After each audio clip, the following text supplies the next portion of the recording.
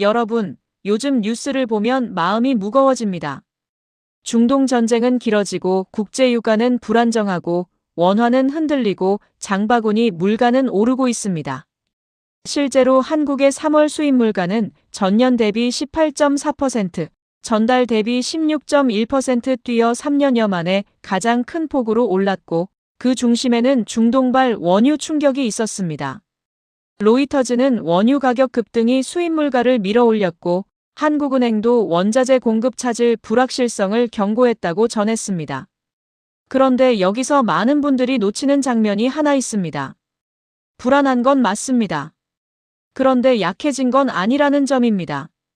왜냐하면 지금 세계는 한국을 단순히 힘든 나라로 보지 않고 오히려 위기 속에서 더 꼭 필요한 나라로 보기 시작했기 때문입니다. 로이터즈는 중동 전쟁으로 한국 경제의 취약점이 드러났음에도 외국인 투자자들이 다시 한국 시장으로 돌아오는 흐름을 짚었습니다. 그 배경으로 AI 메모리 기대, 기업 지배구조 개혁 기대, 그리고 한국의 실물 경쟁력을 꼽았습니다. 오늘 이 시간에는 그 이유를 차근차근 짚어보겠습니다. 감동의 대륙 구독과 좋아요 부탁드립니다. 지금 한국이 왜 불안한지, 그런데 왜 동시에 세계가 한국을 다시 보고 있는지, 그리고 이 상황에서 한국이 어떤 방향으로 가야 하는지까지 한 편의 뉴스 특집처럼 정리해드리겠습니다. 중동에서 전쟁이 나면 가장 먼저 포탄을 맞는 나라는 중동의 당사국들입니다. 하지만 가격 충격을 가장 먼저 맞는 나라는 의외로 한국 같은 에너지 수입국입니다. 한국은 화석 연료의 상당 부분을 수입에 의존하고 있고 호르무즈 해협은 한국 경제에 있어 단순한 바닷길이 아니라 사실상 산업의 숨통 같은 통로입니다. CSIS는 한국이 이번 이란 전쟁 충격에서 가장 크게 흔들린 비전투국 중 하나라고 분석했고 호르무즈 인근에 묶인 한국 소유또는 운영 선박이 26척 중 23척에 달했다고 밝혔습니다. 여기에 원화 약세, 헬륨 가격 급등, 물류 차질까지 겹치면서 한국은 정유화학 반도체 해운까지 연쇄 압박을 받았습니다. 이 말은 곧 이런 뜻입니다. 우리가 주유소에서 느끼는 부담, 마트에서 체감하는 물가 상승, 기업이 느끼는 원가 압박은 전부 따로따로 일어나는 일이 아니라 전쟁 유가 환율 수입물과 생활물가로 이어지는 하나의 연결선 위에 있다는 겁니다. 그래서 많은 국민들이 나라가 너무 흔들리는 것 아니냐고 느끼는 건 너무나 자연스럽습니다. 그 체감은 틀린 것이 아닙니다. 여기서부터가 중요합니다. 보통 이렇게 유가가 뛰고 환율이 흔들리면 수출도 같이 꺾여야 합니다. 그런데 이번에는 이상한 일이 벌어졌습니다. 로이터즈에 따르면 한국의 3월 수출은 전년 대비 48.3% 증가해 거의 40년 만에 가장 강한 증가세를 기록했고 반도체 수출이 이를 이끌었습니다. 4월 초순 수출도 반도체 중심으로 강하게 늘었고 아시아경제와 코리아타임스 보도에서도 반도체가 전체 수출 증가를 다시 주도한 것으로 나타났습니다. 이건 단순히 운이 좋았다는 이야기가 아닙니다. 지금 세계가 부족해하는 품목이 우연처럼 하지만 결정적으로 한국이 강한 품목과 겹치고 있기 때문입니다. 쉽게 말하면 한국은 에너지 충격에는 약하지만 공급망 충격 시대에 필요한 것들을 만드는 데는 강한 나라라는 뜻입니다. OECD도 한국 경제 회복의 핵심 배경으로 강한 수출을 꼽았고 고용은 높은 수준에서 안정적이며 소비도 금리 고점 통과와 주택시장 안정 속에 차츰 지지될 수 있다고 봤습니다. 여기서 국민들이 기억하셔야 할 포인트는 하나입니다. 지금 한국 경제는 멀쩡하다는 게 아닙니다. 대신 겉의 충격과 속의 체력이 전혀 다른 방향으로 움직이고 있다는 겁니다. 요즘 전 세계에서 가장 뜨거운 산업은 누가 뭐래도 AI입니다. 많은 분들이 AI 하면 엔비디아를 떠올리시죠. 맞습니다. 그러나 산업 구조를 조금만 더 들여다보면 엔비디아만으로는 AI가 돌아가지 않습니다. AI 데이터 센터는 계산만 잘한다고 되는 게 아닙니다. 엄청난 양의 데이터를 실시간으로 밀어넣고 빼내는 메모리 성능이 받쳐줘야 합니다. 그래서 지금 업계에서 진짜 병목으로 지목되는 것이 HBM 같은 고성능 메모리입니다. 로이터즈는 삼성전자가 AI 데이터 센터 수요에 힘입어 2026년 1분기 영업이익이 8배 급증할 것으로 봤고 메모리 가격 상승과 AI 칩 수요가 실적을 밀어올렸다고 전했습니다. 또 삼성은 HBM사를 고객사에 출하하기 시작했고 AI 수요를 배경으로 주요 고객과 35년 장기 계약도 추진 중입니다.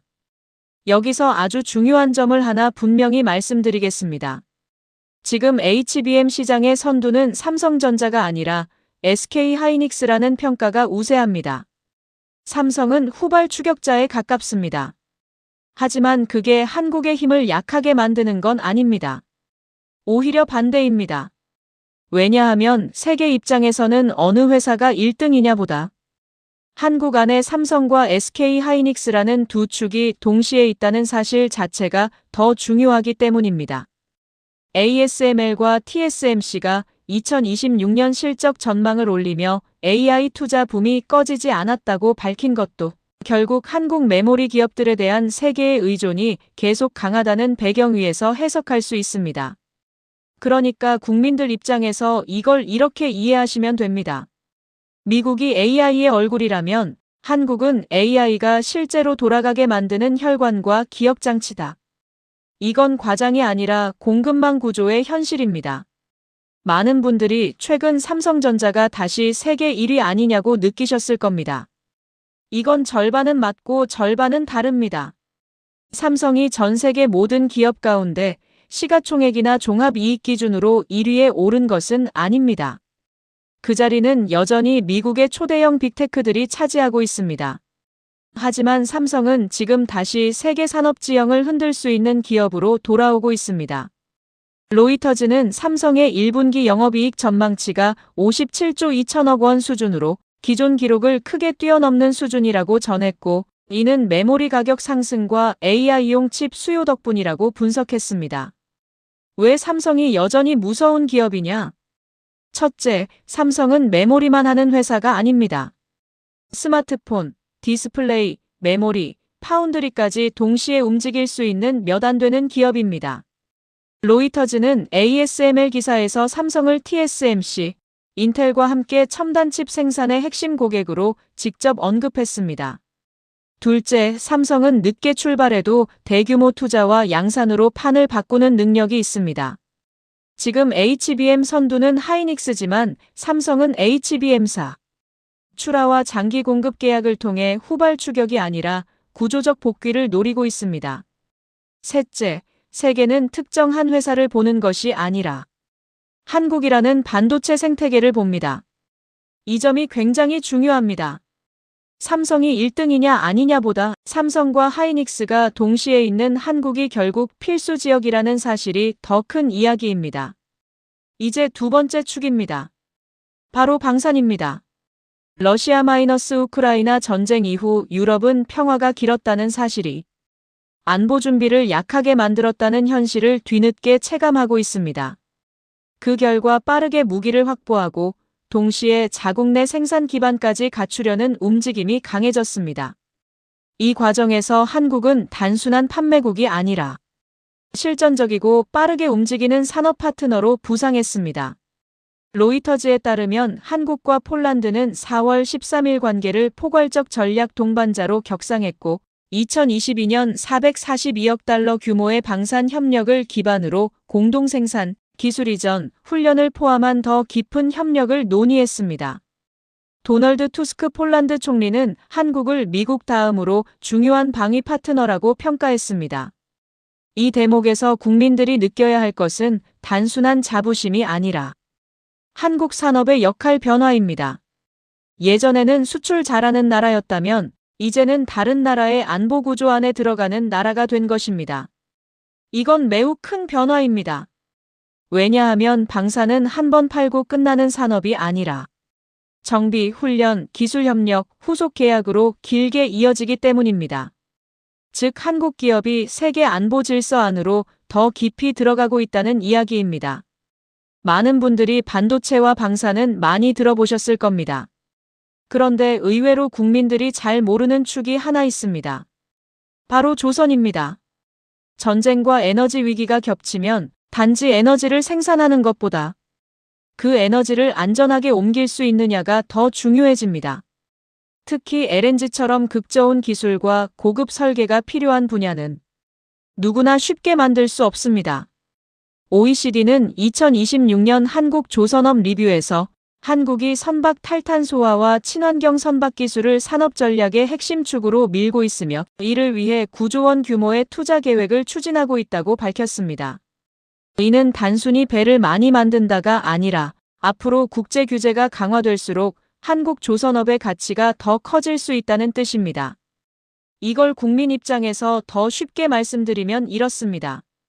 세상이 불안할수록 반도체는 정보의 혈관이 되고 방사는 안보의 뼈대가 되고 조선은 에너지의 동맥이 됩니다. 그리고 한국은 이 세 군데에 모두 발을 걸치고 있습니다. 이건 정말 흔한 구조가 아닙니다. 그런데 여기까지 듣고도 많은 분들이 이렇게 생각하실 수 있습니다. 좋다, 한국이 중요해진 건 알겠다. 그런데 왜 내 삶은 이렇게 더 팍팍한가? 이 질문이 아주 중요합니다.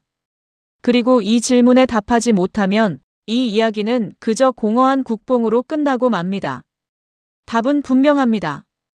한국은 지금 위기의 중심에 있는 나라가 아니라 위기의 충격을 가장 빨리 받는 구조의 나라입니다.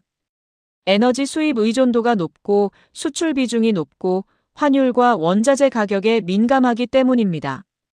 그래서 세계가 흔들리면 한국은 늘 먼저 흔들립니다.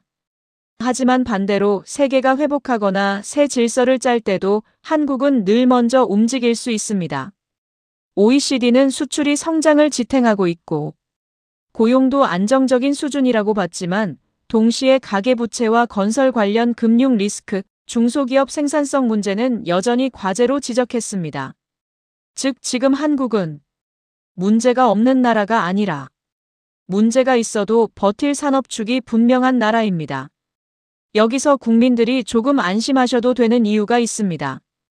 불안의 원인은 분명하지만 그 불안을 이겨낼 수 있는 수출축과 기술축도 분명하다는 점입니다. 이제 마지막으로 가장 중요한 질문입니다. 그래서 우리는 앞으로 무엇을 봐야 하고 한국은 어떤 방향으로 가야 할까요? 첫째, 에너지 취약성을 줄이는 방향입니다. 이번 중동 충격은 한국이 왜 에너지 안보를 산업 안보와 같은 수준으로 봐야 하는지 보여줬습니다.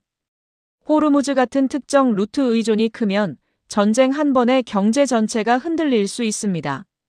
둘째, 반도체 경쟁력은 개별 기업이 아니라 생태계로 봐야 합니다. 삼성 하나, 하이닉스 하나의 문제가 아니라 장비 소재 인력 전력 패키징까지 모두 버텨야 진짜 강국이 됩니다. ASML과 TSMC가 보여준 AI 투자 붐의 지속은 한국 메모리 산업의 기회지만 공급망 병목과 투자 경쟁이 길어질수록 내부 체력도 더 중요해집니다. 셋째, 방산과 조선은 단기 수출보다 장기 협력 산업으로 키워야 합니다. 폴란드 사례처럼 공동 생산, 기술 협력, 현지 거점까지 연결되면 그때부터 한국 기업은 단순 납품업체가 아니라 전략 파트너가 됩니다. 넷째, 국민들이 너무 비관할 필요는 없지만 막연히 낙관해서도 안 됩니다. 지금 한국은 분명 외부 충격에 약한 구조가 있습니다. 그러나 동시에 세계가 새로운 공급망을 짜는 과정에서 빼놓기 어려운 나라가 된 것도 사실입니다. 로이터즈가 외국인 투자자의 복귀를 다루며 중동 전쟁이 취약점을 드러냈지만 동시에 한국 시장의 매력도는 남아있다고 본 것도 같은 맥락입니다. 정리하겠습니다. 지금 대한민국은 겉으로 보기엔 흔들리고 있습니다. 육아는 부담스럽고 물가는 아프고 환율은 불안합니다. 하지만 그와 동시에 세계는 한국을 다르게 보기 시작했습니다.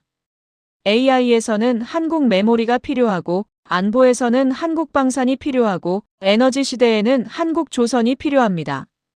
그래서 지금의 한국은 아픈 나라이면서도 동시에 더 비싸진 나라입니다. 이건 그냥 기분 좋은 말이 아닙니다.